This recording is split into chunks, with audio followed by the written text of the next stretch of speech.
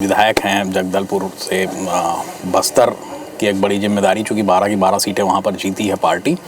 विकास को लेकर क्या ब्लूप्रिंट है? मैं जगदलपुर की बात करता हूं, बस्तर की बात करता हूं। नहीं, ये बस्तर को विकास के मुख्य धारा में लाने के लिए लगातार प्रयास हो रहे हैं। केंद्र स्तर पर आदरणीय प्रधानमंत्री जी भी कर रहे हैं, आदरणीय विष्णुदेव साय जी भी बस्तर में फोकस किया। अभी विकास प्राधिकरण की बैठक बस्तर में हुई, चित्रकूट में। कई मामले और कई चीज़ें वहाँ पे तय हुई है कि किस तरीके से नई शिक्षा नीति का बस्तर के अंतिम छोर तक इम्प्लीमेंट करना है। पहला विषय शिक्षा बहुत आवश्यक है। रोड मैप तैयार किया गया कि इंफ्रास्ट्रक्चर का डेवलपमेंट, सड़कों का निर्माण जहां नहीं हुआ है प्राथमिकता के साथ वहां करने का विकास प्राधिकरण में।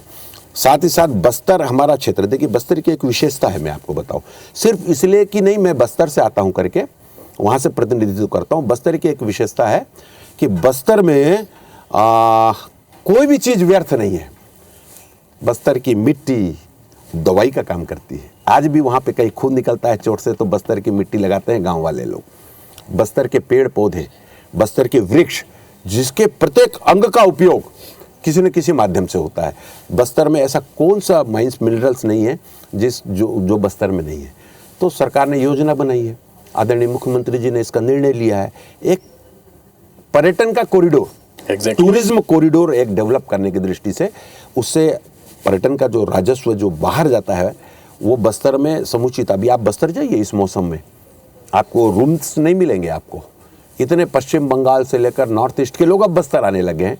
जैसे जैसे शांति का वातावरण निर्मित हो रहा है आदरणीय अमित शाह जी के प्रयासों से, उस तरीके से बस्तर में फिर से लोग, बस्तर का मतलब मैं बताऊं कि बस्तर की हवाई अलग है, बस्तर की फिजाई अलग है।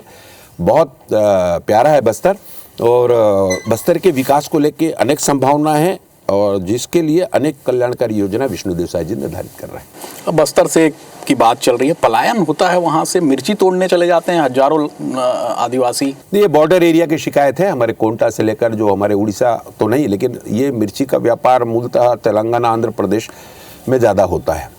लेकिन अब रोजगारों का सृजन बहुत तेज़ी से हो रहा है। मैं आपको बताऊं, जिस तरीके से कई ऐसे निर्माण काम चालू होंगे तो मजदूर बाहर नहीं जाएंगे, निर्माण कार्यों में लगेंगे। वहाँ उनकी मजदूरी, उनको रोजी, जो मजदूरी बोलना ठीक नहीं होगा वो शब्द, वहाँ उनका श्रमिक के दृष्टि से उनको जो वो है वो प्राप्त होगा। तो बाहर क्यों जाएंगे? जब आपने कुछ किया ही नहीं, कब काम ही नहीं किया आपने, तो पलायन करेंगे। और अब आदरणीय राष्ट्रीय खाद्य योजना ले लीजिए, मुख्यमंत्री जी की जो खाद्य योजना है उसको ले लीजिए, उसका इम्प्लीमेंट बहुत तेज़ी से चालू हो गया है। जब आदमी का सब कुछ परिवार को प्राप्त होगा और सरकार की कल्याणकारी योजनाओं का लाभ उनको मिलने लग जाएगा तो स्वाभाविक है पलायन की गति।